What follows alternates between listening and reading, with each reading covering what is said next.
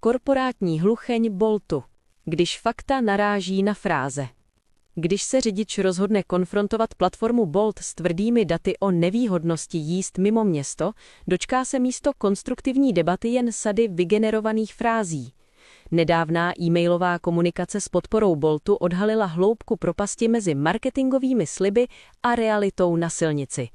Bolt totiž nejenže nereaguje na matematické důkazy o ztrátovosti, ale drze navrhuje řešení, která jsou pro zkušeného dopravce výsměchem. 1. Mýtus kategorií a zmařené investice. Bolt argumentuje, že výdělek lze zvýšit volbou vyšší kategorie, například komfort.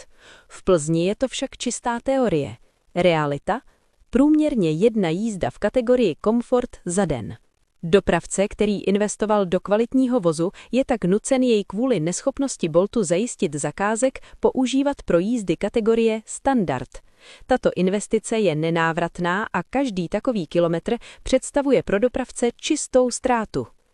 Zarážející je i jednostrannost partnerství, zatímco řidič je za zrušení jízdy okamžitě trestán snížením skóre, neschopnost Boltu dodat práci v odpovídající kategorii zůstává bez následků. Vrcholem nespravedlnosti je systém hodnocení.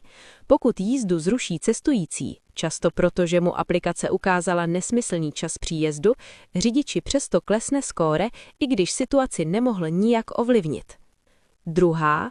Past dopravní špičky a falešné odhady. Rada jezděte, když je vysoká poptávka, je dalším ekonomickým nesmyslem. Vysoká poptávka se rovná dopravní špičce. V zácpách řidič více jízd neudělá, naopak v nich pálí čas i palivo. Navíc dochází k psychologickému tlaku na řidiče. Aplikace slibuje cestujícím příjezd, který je v koloně nereálný.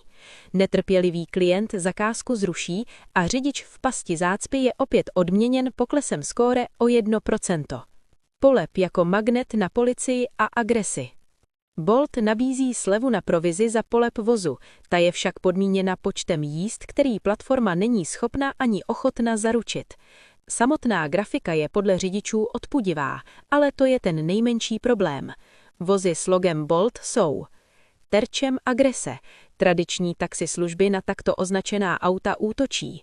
Magnetem na policii. Kvůli katastrofální pověsti platformy jsou tato auta pod neustálým drobnohledem.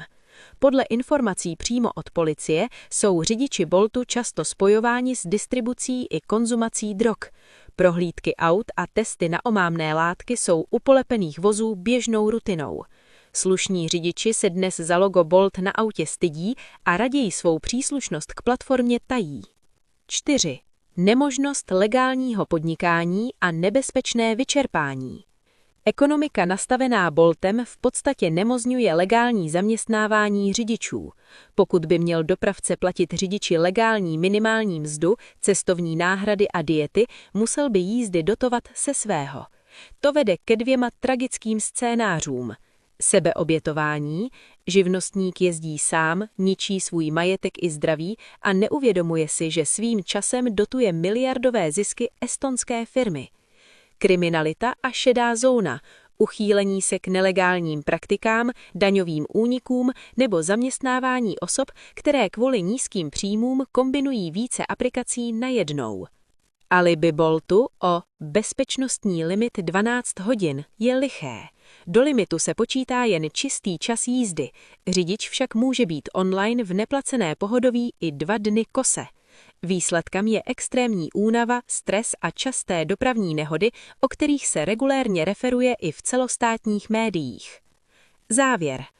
Bolt už dávno ztratil svůj balanc. Namísto partnerství nabízí systém, kde řidič nese 100% rizika a nákladů, zatímco platforma se schovává za algoritmy a automatizovaná e-maily.